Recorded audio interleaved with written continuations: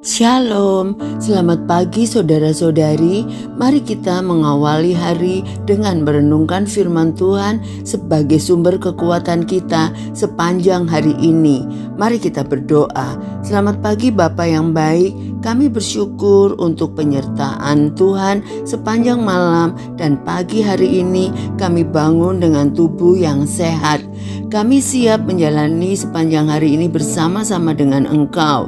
Beri kami hikmat-Mu untuk memahami kebenaran firman-Mu, karena firman-Mu adalah pedoman dalam hidup kami. Dalam nama Yesus kami berdoa. Amin. Tema kita pagi hari ini, tetaplah berseru kepada Tuhan, diambil dari Mazmur 34 ayat 18 sampai 23. Apabila orang-orang benar itu berseru-seru, maka Tuhan mendengar dan melepaskan mereka dari segala kesesakannya. Tuhan itu dekat kepada orang-orang yang patah hati dan Ia menyelamatkan orang-orang yang remuk jiwanya. Kemalangan orang-orang benar banyak, tetapi Tuhan melepaskan dia dari semuanya itu. Ia melindungi segala tulangnya, tidak satu pun yang patah. Kemalangan akan mematikan orang fasik, dan siapa yang membenci orang benar akan menanggung hukuman. Tuhan membebaskan jiwa hamba-hambanya, dan semua orang yang berlindung padanya tidak akan menanggung hukuman.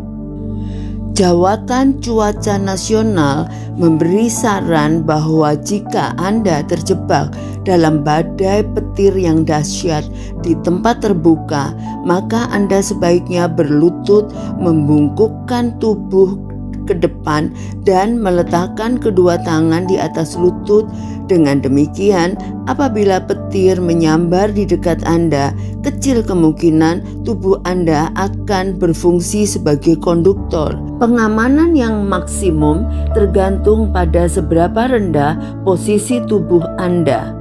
Hal yang sama juga berlaku bagi orang-orang Kristen yang terjebak dalam badai kehidupan. Sekalipun sampai kita merasa patah hati dan remuk hati, kita harus mengambil sikap rohani, tetap berseru kepada Tuhan. Hal ini berarti kita harus merendahkan diri kita di hadapan Tuhan, berlutut dekat Tuhan, karena hanya Tuhanlah yang akan melepaskan kita dari segala kesesakan kita. Mazmur 34 ayat 18 dan 19. Bapa Surgawi menginginkan kita untuk berada di dekatnya, sehingga ketika hati kita terluka, Dia dapat memberikan kekuatan dan kasih-Nya yang menyembuhkan. Memang kita akan basah kuyup di tengah hujan angin kesengsaraan yang dahsyat, dan kadangkala anginnya yang dahsyat itu dapat memukul kita dengan keras sehingga kita nyaris tersapu.